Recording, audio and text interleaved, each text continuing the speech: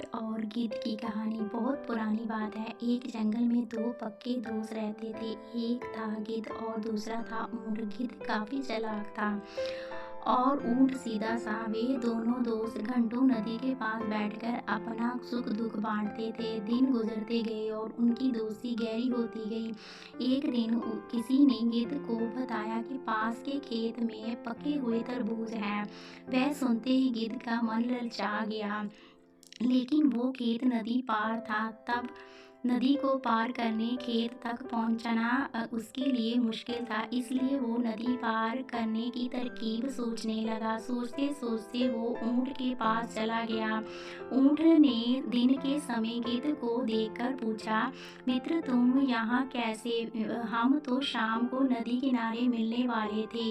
तब गिद्ध ने बड़ी ही चालाकी से कहा, देखो मित्र, पास के ही खेत में पके तरबूज हैं। मैंने सुना है तरबूज बहुत मीठे हैं। तुम उन्हें खाकर खुश हो जाओगे, इसलिए तुम्हें बताने चला आया। ऊंट को तरबूज काफी पसंद था। वो बोला, वाह, मैं अभी उस गांव में जाता हूँ। मैंने बहुत समय से तरबूज नहीं खाए हैं।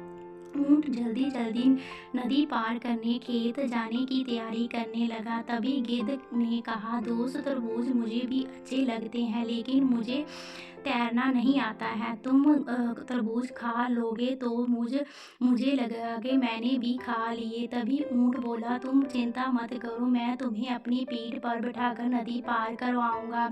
फिर साथ में मिलकर तरबूज खाएंगे। ऊंट ने जैसे कहा था वैसे किया। खेत में पहुंचा कर गिद्ध ने मन भरकर तरबूज खाए और खुश हो गए।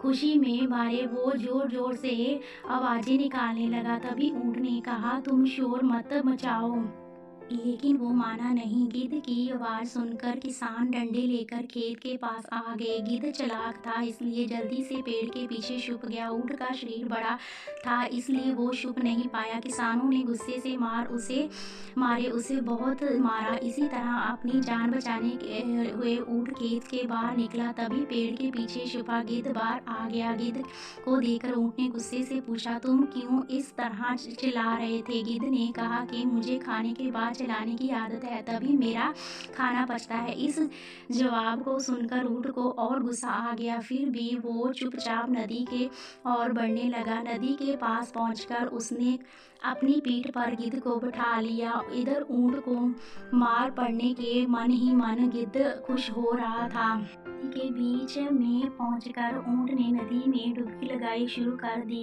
गिद्ध डर गया और बोलने लगा, ये क्या कर रहे हो? गुस्से में ऊंट ने कहा, मुझे कुछ खाने के बाद उसमें हजम नहीं होता, नदी में डुबकी मारनी पड़ती है। गिद्ध को समझ आ गया कि ऊंट उसके लिए का बदला ले रहा है। तो बहुत मुश्किल से गिद्ध पानी से बाहर जाकर बचकर नदी किनारे पहुंचा। उस दिन से बाद ही गिद्ध ने कभी भी ऊंट को परेशान करने की हिम्मत नहीं की। कहानी से सीख।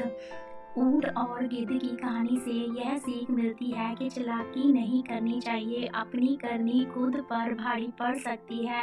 जो जैसा करता है वह वैसा ही भरना होता है।